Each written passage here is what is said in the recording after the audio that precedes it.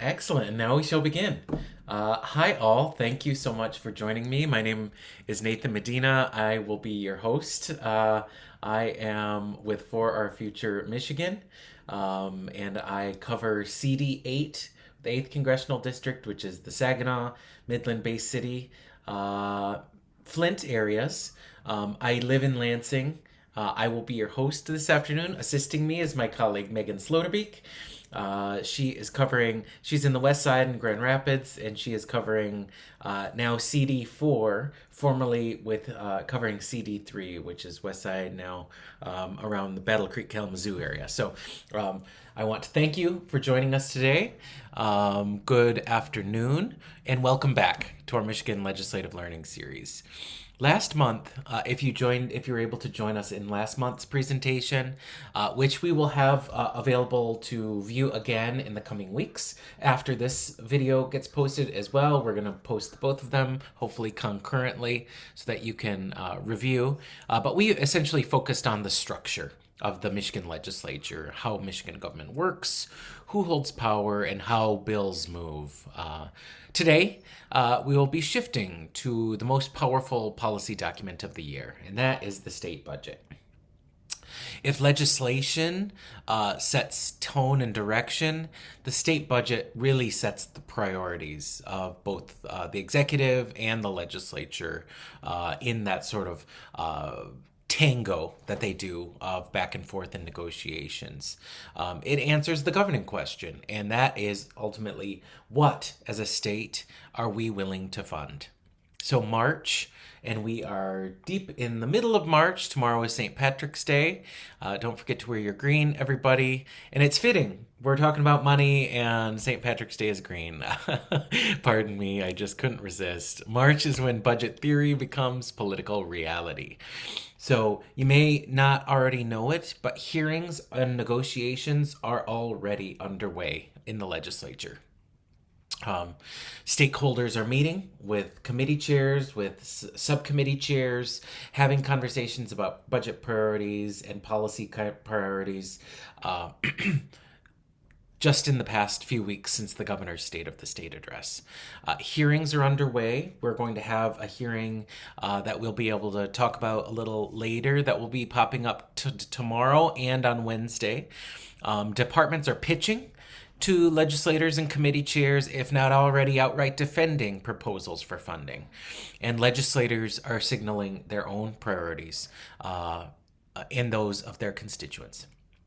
Our goal today is to demystify that budget process so you understand not only what is happening, but where influence is possible throughout that process. So thank you for moving to the next slide, Megan. This is our agenda for today. So we will be giving a legislative update as to what has happened in sort of that lurch between our last presentation, the governor's State of the State address, the governor's budget proposal, and the everyday occurrences in the legislature. Businesses and governance does go on throughout this process as well. We'll be doing an educational deep dive, which will include the state budget overview and sort of a breakdown of that document and it's the path in which it comes to be as well. And then we will also be doing advocacy skills building, building practical advocacy skills, reading a budget summary, advocacy windows in which to operate and engage with your legislator, and then talk about election year dynamics and all of that as well, because not only does the legislature hold the power of the purse and have a responsibility to build and craft a balanced budget.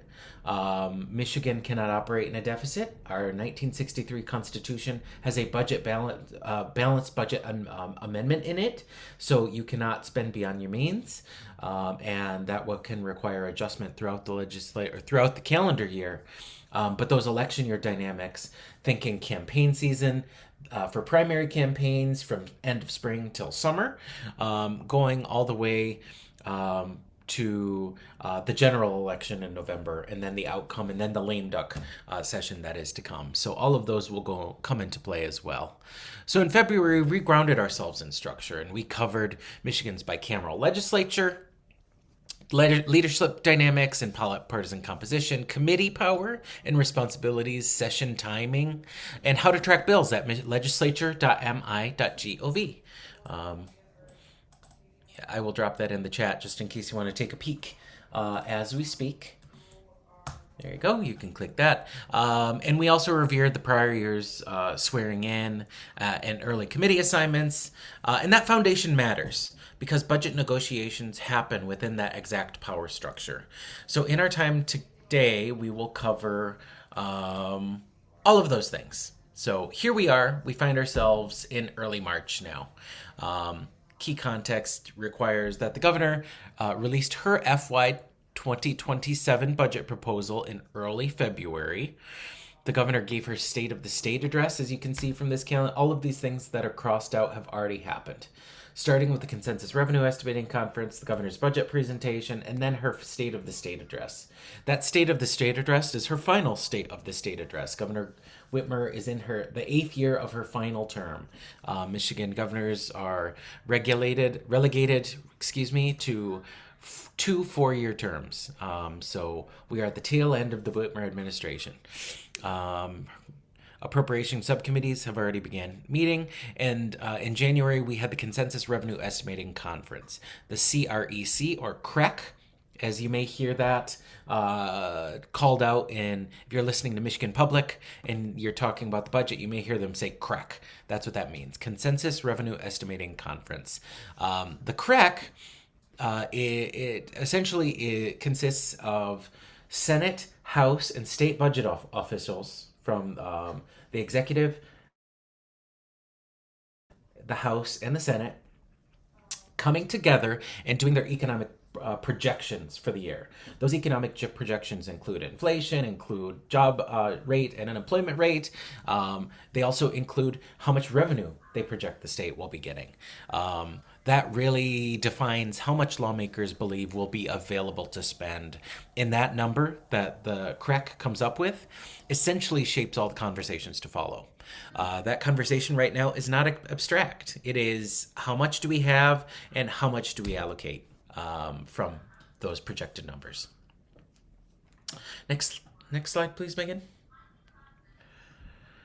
So before we go into those budget dynamics, I'm going to talk about sort of the broader political environment that is shaping this process. So we already talked about the governor's State of the State address, but in it, as is typical in an election cycle, and in a final year State of the State address, she framed her priorities around economic stability and jobs, education, and housing. That speech essentially sets the narrative boundaries for budget negotiations so that everybody knows the playing field as we move forward. House leaders in the Republican side know, Democratic leaders on the Senate side know. She is voicing her priorities as governor. 2, we're seeing continued movement on housing. Housing is a big conversation this year. Housing is being positioned both as an affordability issue and economic development strategy for local communities. So watch how closely funding and bill passage aligns with that sort of rhetoric. Also, we are seeing people talk about their futures and make political decisions based on where they're at in their lives. So Sam Singh, current Senate Majority Floor Leader from East Lansing, announced that he will not seek re-election. So that's important because he still had another term left in office to run that he could have used in order to continue to be an incumbent legislature in the new Senate in the coming year, rather, the coming Senate session. These leadership transitions matter. A departing veteran floor leader really reshapes caucus strategy, succession planning, and vote management. So maybe Sam Singh will now be in a position to take riskier votes since he's not going to be running for re-election in the following year or something. So that's just something to be watching for. And not just Sam Singh, but other people as well in the legislature are deciding what they're going to run for, if they're going to run for re-election, if they're going to go from House to Senate, if they're going to run for Congress, for X, Y, or Z offices. So these things really matter in that sort of the shifting sands of the electoral year and calendar. Four, Matt Hall, Speaker Matt Hall. He is a Republican out of Richland Township, which is, I think, by Kalamazoo. He is proposing a plan that would abolish property tax, instead pitching a 6% sales tax on luxury services. That would generate 3.74 billion in revenue, projected, of course. That money would be used to pay for, remember, we have to have a balanced budget. So if you cut money from the budget somewhere, you have to make up for it somewhere else to offset those costs. Excuse me. He would be using that 6% sales tax on luxury services to pay for a $5 billion tax overhaul and utility rate rollback plan that he proposed now a few weeks ago. It's the first major service tax proposal. Some of you might remember when we slipped into government shutdown in 2010 under Governor Granholm, who proposed something eerily similar. Those of us who were in the field and worked in legislative offices like myself remember that and know that it was shot down like a lead balloon. It was not very popular. So it'll be interesting to see how Speaker Hall positions himself as a conservative MAGA Republican on how he's going to implement new taxes. It'll be very interesting to see. And then you might have heard that carrying over from the legislative cycle of last year into this, or the legislative calendar from last year and the budget year into FY26, there's an ongoing dispute from FY25 over $645 million in work projects funding. That work projects just means that it's funding that would have carry over into the new fiscal year from calendar year 25 to calendar year 26, from fiscal year 25 into fiscal year 26. The House unilaterally opposed carrying over many of that funding, some of which was for projects like infrastructure funding for Bay City bridges, and there were other projects as well that are essentially on pause. Those negotiations are now in court. In the Michigan Court of Claims, Chief Judge Godola leading those hearings, and he is trying to steer them to some sort of mediated agreement. It will be curious to see what comes out of that. We've seen some folks walk back their positions on that. They were essentially following orders from Speaker Hall. So it's just curious to see how he wants to go from pausing those programs that were approved upon in the previous legislature and simply would have been carrying over, from going to pitching a new sales tax on luxury services. So very cognitive dissonance is real, folks. But all of these things are happening alongside budget negotiations. Fiscal policy does not exist in isolation. It exists within politics and within institutional power. So all of those things just sort of color where we're at now in the process. Next slide, please. So here we are, slide 9. I'm going to take a quick sip of water.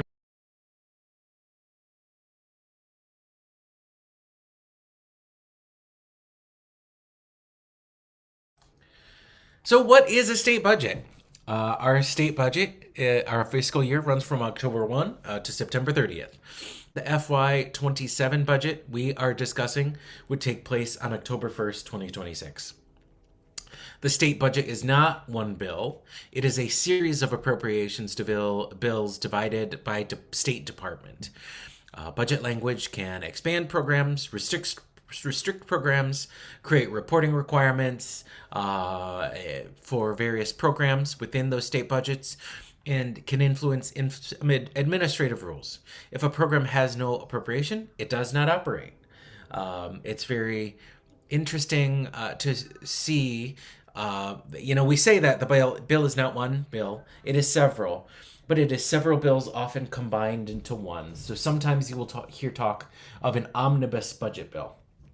An omnibus budget bill means that each one of those department bills has been combined into one larger document for passage. So that way the legislature is not on the floor passing every bill individually, but passing all of those bills collectively together on one side. And then, so there's the omnibus budget, and then there is the school omnibus budget, which they cleverly call the school bus. We'll talk about more later. Next part. slide, I believe. Okay, so the budget is made up of several different buckets of funding. To understand the budget, you need fluency in these funding categories. You will see GFGP, General Fund, General Purpose. This is the most flexible state funding, and lawmakers have discretion here. It is also worth noting that GFGP dollars are very, very, very competitive. So the amount of money that they have to play with essentially comes from GFGP, but all of those funds are in strict competition with one another, and then the priorities of the legislative leaders and the governor. And then there's the SAF, School Aid Fund. Those funds are constitutionally protected and have to be spent on schools. They primarily support K-12 education, and it has a constitutional and statutory structure. There are also federal and restricted funds tied to specific revenue streams. So those funds that are raised, say, if you go hunting, or if you buy a fishing license, or if you receive licensure through the state, those any revenue raised throughout those sort of programs go back to a bucket, say in DNR, that they cannot touch, and it goes to fund programs for X, Y, or Z thing in those respective budgets. And that means that those funds are restricted, they cannot be played with, they go expressly towards one thing.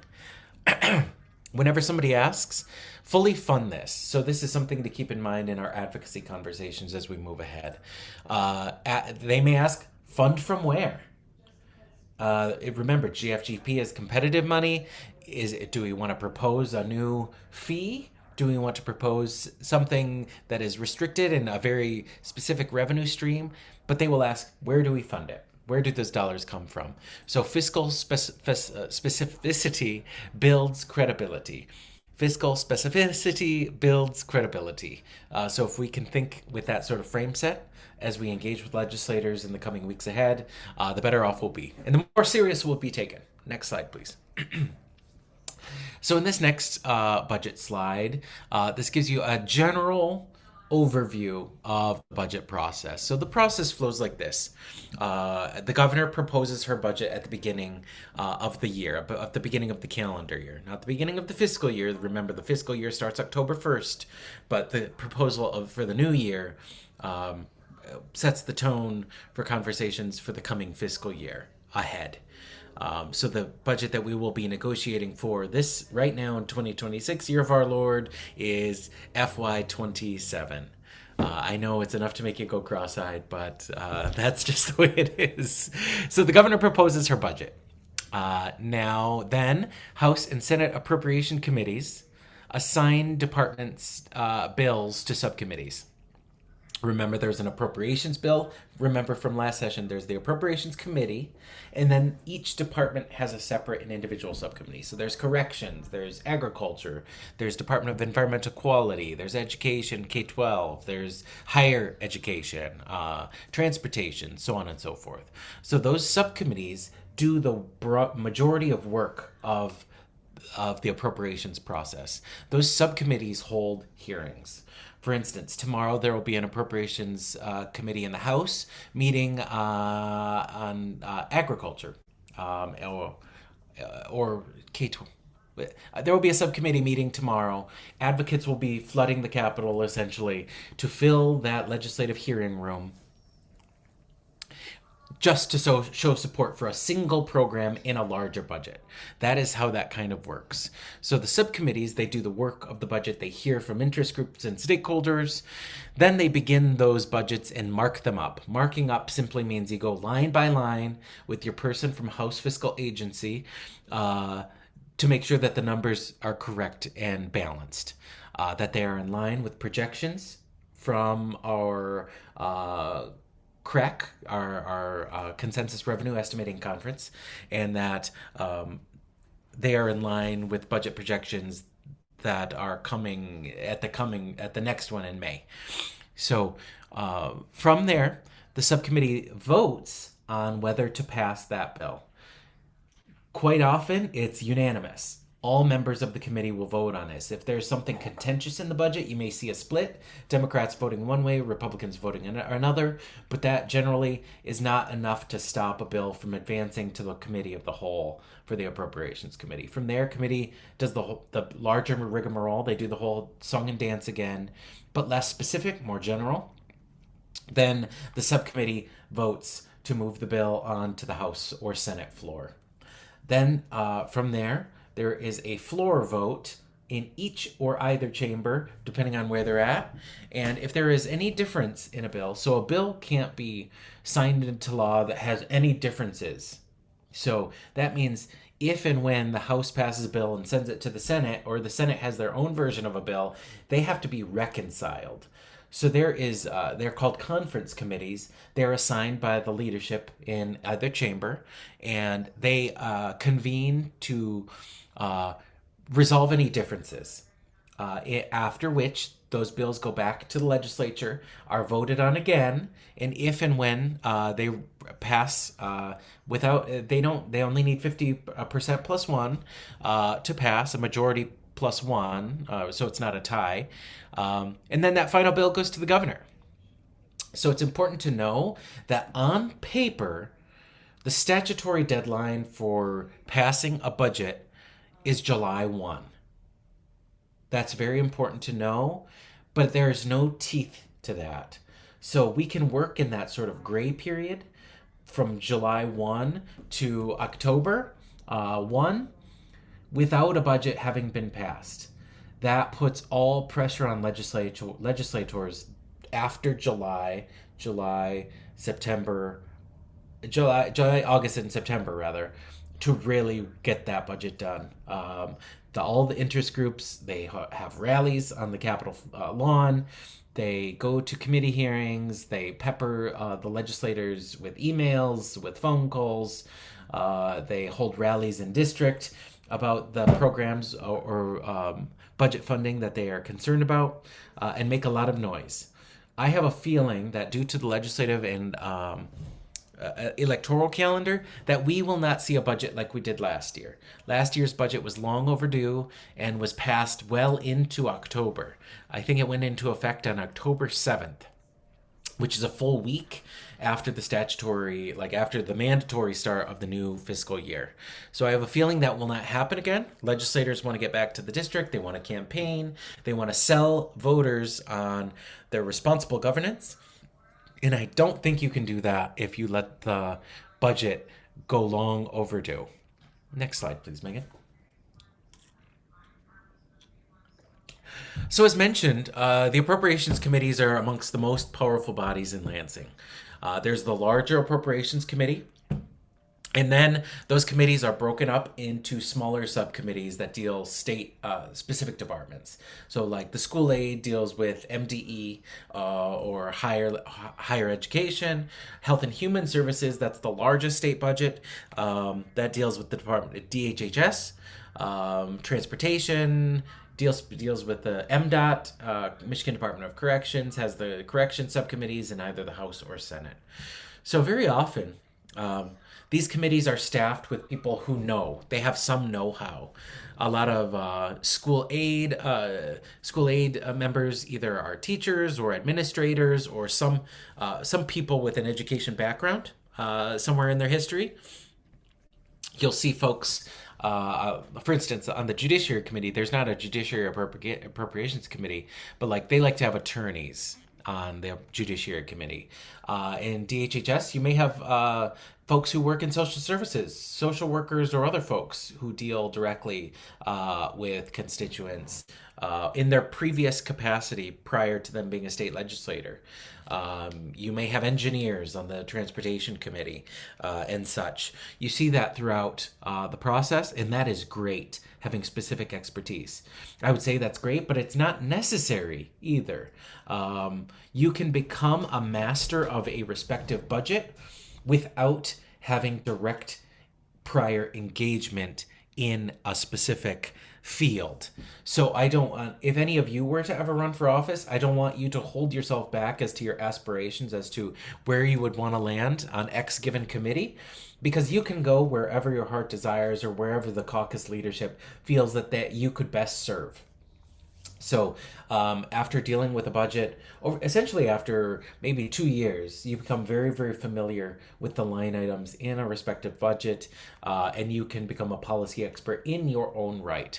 Quite often, your staff is quite usually expertise gains and builds their expertise in a specific area as well, and you may begin to get extra interest in specific policy programs or areas that may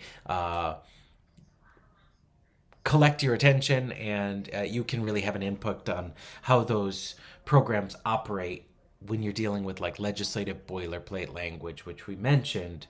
But that's like the language about specifying how programs work, how programs report to government, and essentially is the governing ethos that even courts would look at, is to say, is this program operating in the fashion in which it is supposed to.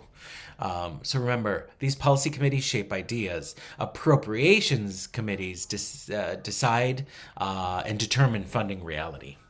So if you care about an issue, it's good to know which subcommittee controls it. So that way you can find out who the committee chair is, who the vice chair is. If your legislator is in the minority in either chamber, you can see if they are the minority vice chair or if they're just a regular sitting member on that committee.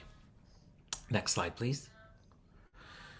So I'm going to give you a second to read these, and I don't expect you to understand what any of it means, but I want you to familiarize yourself with some of this legislative language. Also, if any questions come up over the course of this conversation, feel free to utilize the chat. I am going to go on mute for just a minute while you read those bullet points.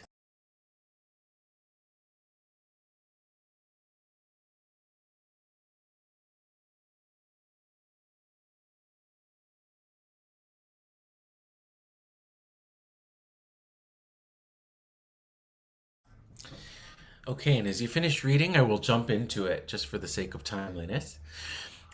So this is from January. January Consensus Revenue Estimating Conference sets projected revenue. If projections increase, there's expansion flexibility. If projections decline, you can expect caution on the behalf of the legislature, a more reserved budget, or structural debate. But budget advocacy must align with the revenue context. So arguments disconnected from fiscal reality rarely moves votes. So here are the main takeaways from the January 2026 Consensus Revenue Estimating Conference, framed in a way that is a little less specific than what you just read. So those general fund revenue projections were significantly downgraded. Forecasts for the GFGP revenue were revised downward across the forecast window. For FY27 alone, projected GFGP revenue fell by roughly $1.2 billion compared with earlier forecasts, tightening the discretionary spending space that lawmakers essentially have for any sort of pet programs that they want to fund, but also remember, GFGP funds are highly competitive.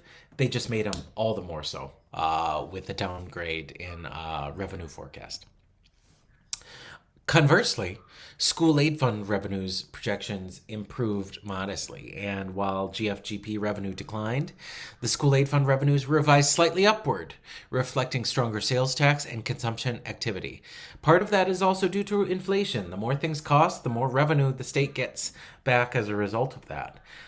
So this creates somewhat more stability for K-12 education funding compared to other budget areas. That's also part due to the way that budget negotiations last year were structured between the House, the Senate, and the executive branch. Combined GFGP and school aid fund revenue still declined overall.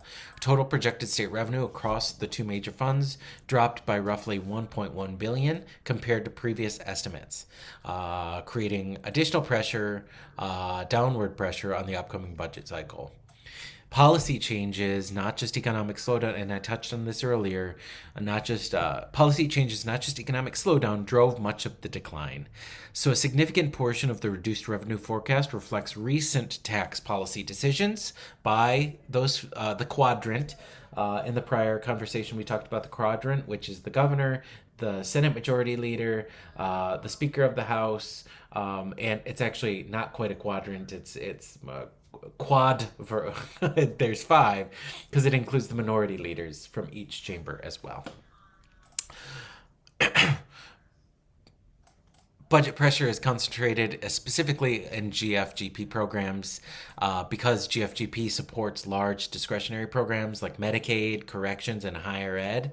Analysts estimate that lawmakers may need to identify 6 to 7 million in GFGP adjustments to keep appropriations aligned with revenue. So what, remember, is an adjustment?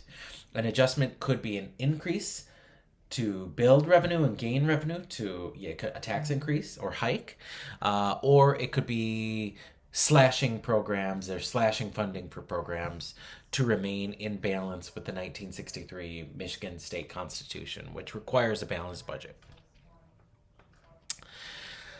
So at a high level, this number is really, really huge. So the governor's proposal emphasizes the total proposed budget size in total, $88.1 billion. That is the state budget. $88.1 billion. Keep in mind, this is a single state's budget. $88.1 billion. The highest percentage of that funding goes to DHHS. DHHS is the largest budget by lion's share. But just remember, $8.81 billion. As we look at some of those figures of what respective state budget costs, say like for the Department of Agriculture. So I'll show you that a little more later. New expanded revenue sources are being looked at to stabilize programs and funding across the budget. So that would include $800 million in new taxes, including taxes on vaping products, tobacco, digital advertising, which I think maybe is in the gaming space. Specifically, you'll see gaming is targeted as a source of revenue quite often, but it's partly aimed at stabilizing Medicare funding and offsetting federal funding pressures. As you know, Donald Trump's administration is really rolling back money that states were planning on. For Medicaid expansion, those sort of things. We are getting less from the federal government now, and if we want to maintain services at the level at which folks are accustomed, then we have to make up for it. Rainy day fund utilization. So the rainy day fund is the state's savings account. The state savings account. So think of it, if we have a account, the governor is calling for a roughly $400 million drawdown or withdrawal from the state rainy day fund, which is called the Budget Stabilization Fund, signaling the administration's willingness to use reserves to maintain key services during tighter fiscal conditions. What is a rainy day? You know, that debate is being had in the halls of power. Are we in a rainy day? Some would say probably yes. It's important to know that I don't think that the 400 would use the majority of money in that budget stabilization fund. I think that, prior to Governor Snyder, we didn't really even have a state savings account. So this money does exist there. It is there to be used. It's not the states to essentially save in perpetuity, although I guess they could. But it's important to know that the governor is looking to use this in her final year, reflecting essentially her belief that she has been a good fiscal steward of the state over the past X years. There is a major emphasis on literacy, in the new state budget. The budget proposal increases investments in K-12 classroom funding and literacy initiatives, reflecting concern about Michigan's lagging reading proficiency rates amongst fourth graders. And you hear that from Democrats and Republicans alike, that we need to spend more in our schools and get kids back on track for reading at their grade level. Continued focus Thank you, Megan, for that. Oh, and let me, after I finish this bullet, I'll try to answer the information that you see, the question that you asked. So there's also a continued focus on affordability and core services. The Michigan budget frames investments around lowering um, costs for residents while protecting coverage. For Medicaid, improving infrastructure such as roads, and supporting workforce and economic development programs. So one of the questions we got in the chat was, where does information for the CREC come from, the CREC, and who is in charge of it? So that is the House Fiscal Agency, Senate Fiscal Agency. They are collecting economic data from the state budget office and Department of Treasury. They analyze all the funds that the state is getting, and they make their projections based on those month-to-month findings. They also use reports from the federal government, although those reports are becoming being reduced in quality, essentially, as Donald Trump essentially guts the reporting, the folks who do that sort of reporting, and fudges the numbers, essentially, if you don't mind my commentary. They also use the University of Michigan is very held in very high regard as it relates to economics, and they rely on experts at the universities as well, using documents from the Federal Reserve banks, the local Federal Reserve banks that are regional. So they use all sorts of data to build out their budgets. It's not built in a silo. It is very well rounded and held in high esteem, although their projections can be dead wrong. We talk about the CREC that met in January. Their budget proposal happened before we had any essentially war going on with Iran. And oil prices were much more lower and were much more stable than they are now. So it remains to be seen if we fall into recession.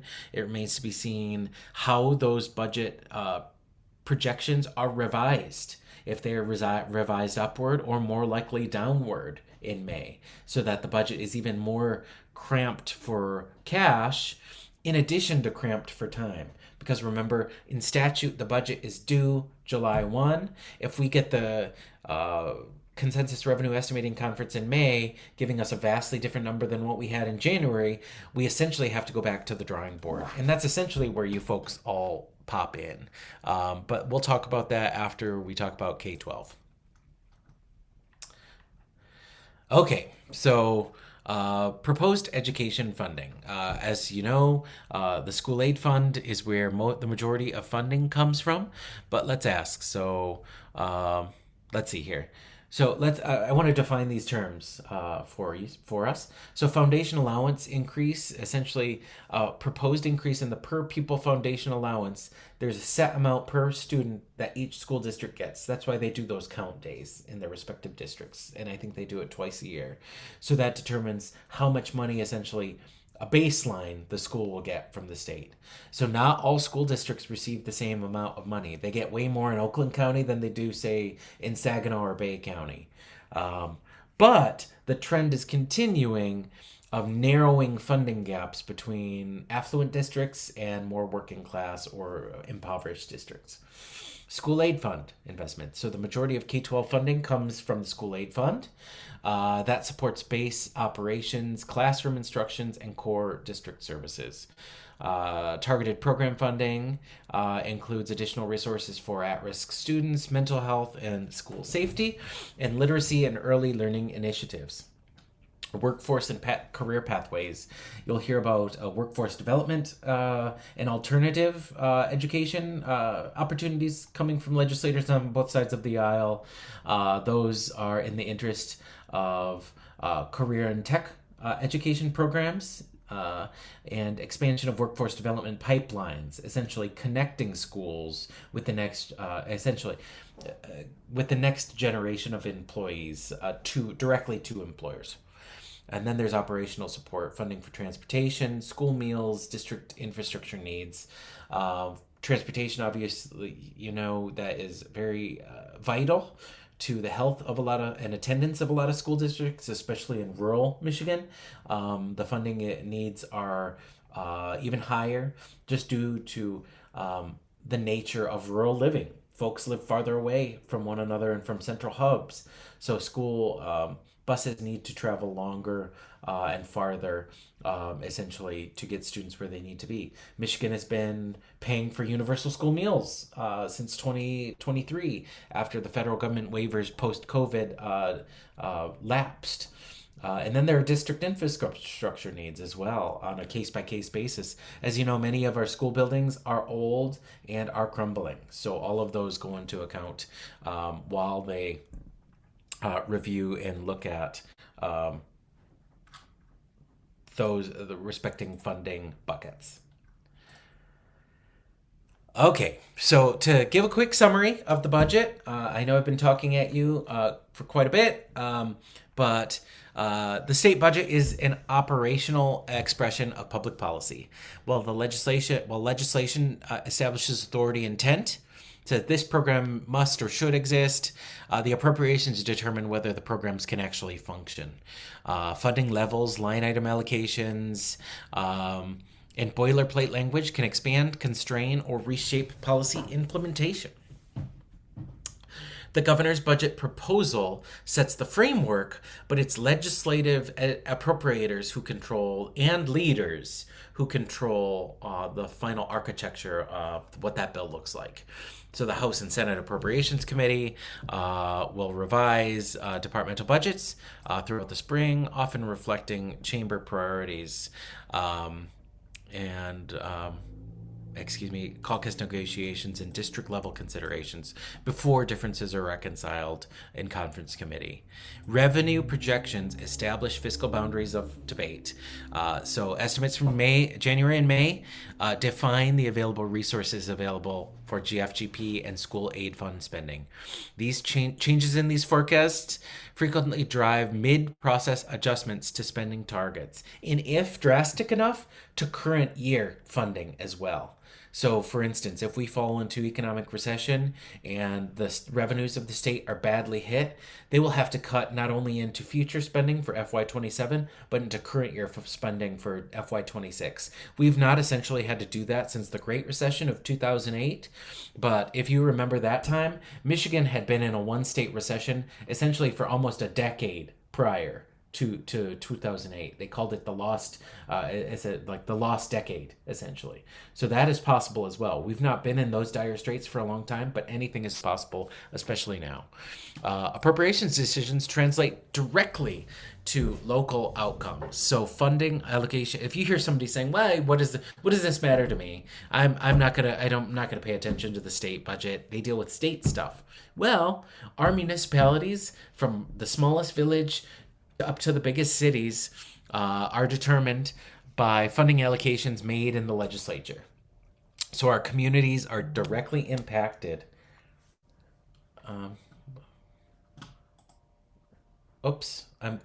Thank you, Brenda, for tapping that. Megan, can we take care of that? Thank you. Thanks for bringing that to our attention. So yes, understanding these fiscal mechanics allows advocates to connect state-level decisions to tangible community impacts. So that was a lot of information I've thrown at you, but now we're going to talk about how you can directly influence the process. So next slide, please, Megan. So how can you be involved? Well, we've talked about that sort of calendar timeline. We've got essentially until June, but possibly until October to continue engaging with our legislators in key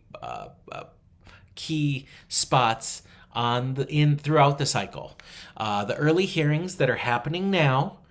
Go on to michiganlegislature.mi.gov to see when those hearings may be. Click committees and then appropriations and subcommittees, and you will see that all of these things are happening now. These early hearings shape the narrative. So pre-markup, propose amendments. You have opportunity to propose amendments to leaders in those respective subcommittees. Post-conference committee, that's the opportunity often we talk about having a bill having been kicked upstairs.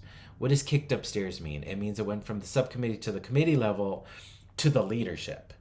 So during that time, you really would have to shift your engagement with leadership, and that's happening probably between in the month of May to June and July. That's probably the time that it's more opportune to engage with leadership, and then essentially pre-July 1 deadline. Leverage that urgency. After conference reports are filed, your leverage with the legislator to redraft or fund a specific program really drops significantly, and timing is your leverage. So I did want to pull up something for you so that we could take a quick peek at what one of these bills looks like. So I will drop it in the chat if you want to follow along with me. This is last year's omnibus budget bill. This is House Bill 4706, and this has all of the funding for all of the programs throughout for FY26. So if you look at this, it is an imposing document. It is 300 plus pages almost of line items, of numbers, of all sorts of details and programs, but it gives you an outline at the beginning. So you can see gross appropriation, full-time employees for a specific department, really goes into the finer aspects of budgeting and allocating for budgets. And I want you to see, so we talked about 88 billion, right? So for the Department of Agriculture and Rural Development, their budget for the fiscal year FY26, their appropriation is $145 million compared to an $88.1 billion budget. That is really a drop in the bucket of where state funding is spent. Scrolling down, you see Department of Administration and Support. Their budget out of 88.1 billion is $9.8 million. So they operate boards and commissions and such. So that really is a teeny budget that you'll see in that sort of thing. IT, no. That's the funding within the budget. My mistake. So the $144 million essentially is built on the building blocks of these sections. Yes, my mistake. So if you look, admin support for the department is sub $10 million. IT, another $10 million. And then food safety and animal health, almost $40 million. So that essentially... those kind of programs are essentially how animal safety for inspectors to make sure that farms are using best practices to safely provide. So if you can do this for every state budget throughout FY26, if you are curious, I encourage you to look, to dig in, and to see this. But this is really imposing, right? It's hard for even a budget. I won't call myself a professional by any means. I've been working on these since 2004, but you keep learning, and you shouldn't be too intimidated, because even somebody who's been at it for 2 decades like myself is still making mistakes, is still learning about these specific programs each and every cycle. So really want to encourage you to dig in and look at that. But you do not need to just rely on yourself to read those things as well. There are resources that are available to us that really can help us. Start with your House or Senate fiscal agencies summaries. Those things put the budgets out of those sort of numerical terms and into sort of a narrative, which is easier for a layperson like most of us to be able to understand. And they include boilerplate languages, changes and shifts from year to year, federal versus state funding breakdowns, programs eliminations, etc. So those resources that are available, and we'll have the links for you at the end of this conversation, really are helpful in allowing you to gain expertise and familiarity with these state budget programs. So as advocates, we ask, what increased? When we're looking at this, where did the funding increase or decrease? What remained flat? What decreased? What is one-time funding versus ongoing? Sometimes we get money from the federal government back in the early the late aughts, like up through 2010, there was federal stimulus that funded a lot of programs. We got a lot of COVID era stuff. So that's the kind of thing where they mean one-time funding versus ongoing. One-time money does not build long-term stability. That is where impact becomes visible, really. And then we'll talk about election year dynamics as well, because remember, 2026 is a huge election year. Then both chambers of the legislature are up for re-election, the House and the Senate, every seat. So there's 38 Senate seats that will be up, 110 state House seats. In addition to all of those, we've got seats in Congress that are up for election. We've got the governor, the state of Secretary of State, the Attorney General. All of those seats are going to be open and will be getting vastly more attention than our lowly legislature, unfairly. People don't focus on the legislative politics when ultimately it's the legislature that has the biggest influence on us, because they write policy for the state, they pass it. The governor can't do that. She can sign it into law or veto it, but she doesn't get to create policy. She gets to be in charge of how departments operate, but that's different from policy. So we want the focus to really be shining on the legislature. Members may avoid controversial cuts in an election year because budget votes become campaign material. They might highlight district wins. So if you're a squeaky wheel in the district, you can really focus on programs that impact your respective district, your county, if we want to look hyper regionally. Or even your street to that extent. And then that members may frame investments strategically as a result of this being an election year. Understanding incentives sharpens advocacy strategy and allows you to plan accordingly. So with all of that, and I know I've thrown a lot at you, we'll give you a second, I will go on mute. But what are some local issues, or feel free to come off mute and speak.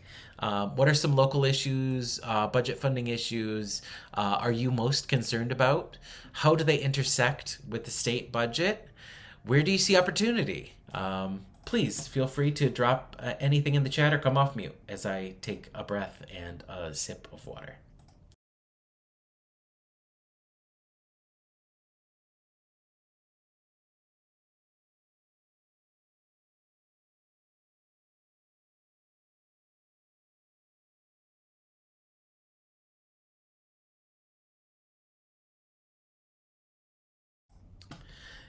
And I invite you, Megan, to ask any questions you have. You're pretty insightful as well.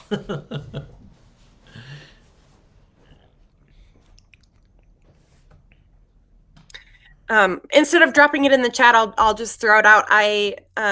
It's not a specific question, but more just thinking about the impact of the federal cuts on large programs. Social support programs, Medicaid, SNAP, things like that. I just thinking a lot about the tension that's going to cause in the budget when we already have lower revenue projections, and how competitive that's going to make things, but also how important that will make our advocacy in this election cycle. Yes, that's a key point to talk with legislators, especially if you have a Republican legislator as your state rep in the House of Representatives. It is really, really important that you are vocal and say that this is a time in which we have to support this challenging economic time, right? If anybody's been on unemployment or unemployed recently or is on the job hunt, they know how hard it is right now for folks who are in a position through no fault of their own, whether they were part of a reduction in force or unexpected layoff. This is a time where we should be taking care of our citizens. I think this is where the argument really kicks in for, and this is just me saying this personally, for the use of those rainy day funds, because recessions don't last forever. Those funds generally get built back up over time. But if this is not a rainy day, if this doesn't constitute a rainy day, then what does, right? What does? Time and time again, these legislators from areas, they'll ask for help from the federal government or help from the state for specific emergencies. Well, what? And usually, folks from across the aisle rally to help those communities in any way, shape, or form that they can by bringing their attention to them. That reciprocity should be a two-way street, specifically for those in underserved communities or communities that are really experiencing grinding poverty or unemployment challenges or what have you. So the rainy day, essentially, in my perspective, is here. And that is perhaps something that legislators need to hear. They need to hear the stories that will ground them in the perspective of their constituents and not just the lobby corps who is spending record amounts on lunch, events, and quite honestly, alcoholic beverages for these folks that they don't even glance at the tab. The lobby corps pays for it. So meanwhile, everybody else is struggling and or going hungry. That is something that we should not be allowing. Pardon my commentary, but the rainy day is here.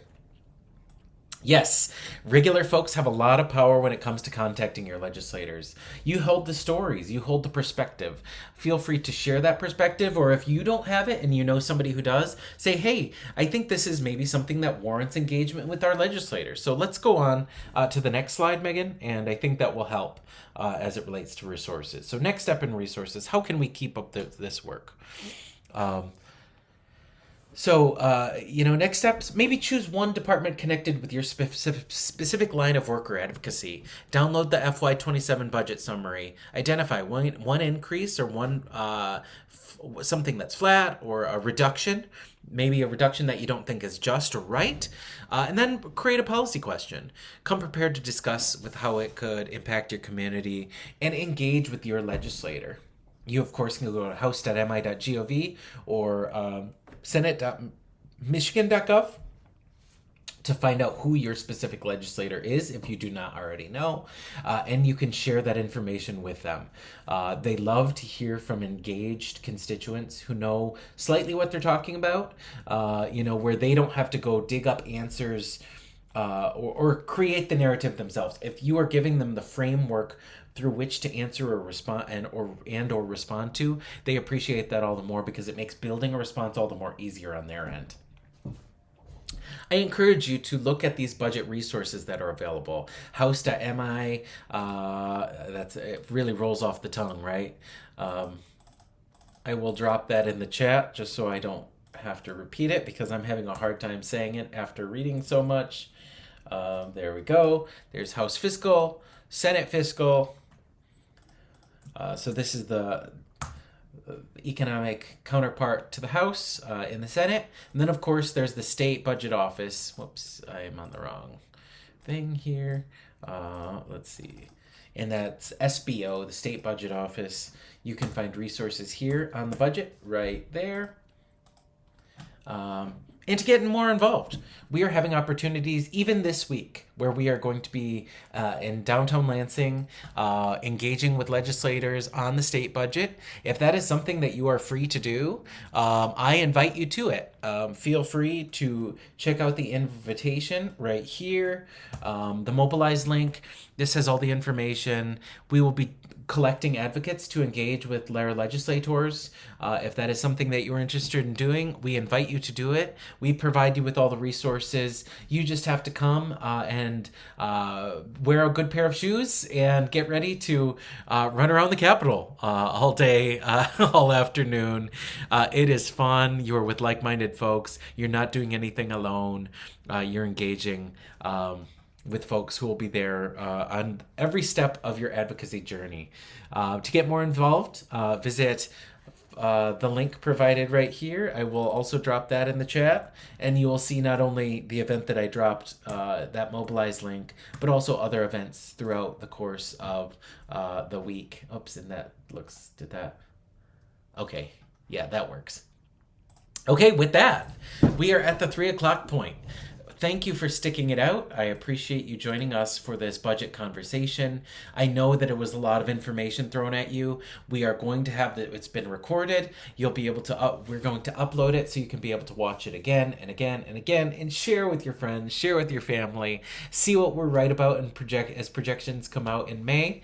And we invite you, if you have any questions, please reach out. Megan left her email right here. You have the event to the link to the Mobilize event. Please feel free to stay involved, stay engaged with us. This budget is essentially a document that should be reflective of us and our interests, not the special interests, not the corporate lobbyists. This is a document essentially that needs your input. So please do not hesitate to share it. With that, I thank you, and stay in touch, stay involved, keep the faith. Thank you so much.